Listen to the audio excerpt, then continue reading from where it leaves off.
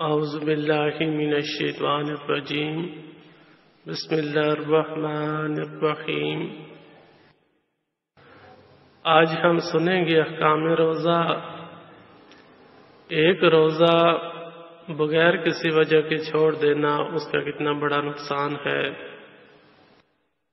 اور الٹے لٹکے ہوئے لوگ جو لوگ روزہ رکھ کر بغیر کسی مجبوری کے توڑ دیتے تھے، ان کے بارے میں ارشادات مصطفیٰ صلی اللہ تعالی علیہ وآلہ وسلم آج ہم ملاحظہ فرمائیں گے۔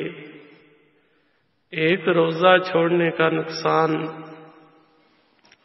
حضرت سیدنا ابو ہریرہ رضی اللہ تعالی عنہ سے روایت ہے، سرکار مدینہ صلی اللہ تعالی علیہ وآلہ وسلم کا فرمان ہے، جس نے رمضان کے ایک دن کا روزہ بغیر رخصت بغیر مرض افطار کیا یعنی نہ رکھا تو زمانے بھر کا روزہ بھی اس کی قضا نہیں ہو سکتا، اگرچہ کہ بعد میں رکھ بھی لے۔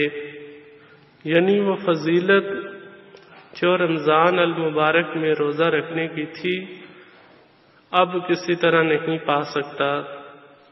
کتاب بار شریعت۔ الٹے لٹکے ہوئے لوگ جو لوگ روزہ رکھ کر بغیر کسی صحیح مجبوری کے توڑ ڈالتے تھے، وہ اللہ رب العزت کے قہر و غضب سے خوب ڈرے۔ چنانچہ کہ حضرت سیدنا ابو امامہ بائلی رضی اللہ تعالیٰ عنہ فرماتے ہیں، میں نے سرکار مدینہ صلی اللہ تعالی علیہ وآلہ وسلم کو یہ فرماتے سنا، میں سویا ہوا تھا تو خواب میں دو شخص میرے پاس آئے اور مجھے ایک دشوار گزار پہاڑ پر لے گئے۔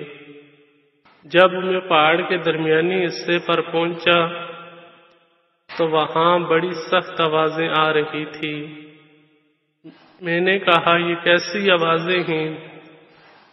تو مجھے بتایا گیا کہ یہ جہنمیوں کی آوازیں ہیں۔ پھر مجھے اور آگے لے جایا گیا تو میں وہاں کچھ ایسے لوگوں کے پاس سے گزرا کہ ان کو ان کے ٹخنوں کے بل رگوں میں باندھ کر الٹا لٹکایا گیا تھا، اور ان لوگوں کے جبڑے پھاڑ دیے گئے تھے جن سے خون بہہ رہا تھا۔ تو میں نے پوچھا یہ کون لوگ ہیں؟ تو مجھے بتایا گیا کہ یہ لوگ روزہ افطار کرتے تھے قابل اس کے کہ روزہ افطار کرنا حلال ہو، یعنی روزہ رکھ کر توڑ دیتے تھے۔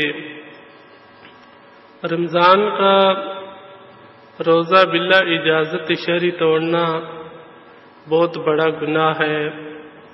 وقت سے پہلے افطار کرنے سے مراد یہ ہے کہ روزہ تو رکھ لیا مگر سورج غروب ہونے سے پہلے جان بوجھ کر کسی صحیح مجبوری کے بغیر توڑ ڈالا۔ اس حدیث پاک میں جو عذاب بیان کیا گیا ہے وہ روزہ رکھ کر توڑ دینے والے کے لیے ہے، اور جو بلا عذر شرعی روزہ رمضان میں ترک کر دیتا ہے وہ بھی سخت گنہگار اور عذاب نار کا حقدار ہے۔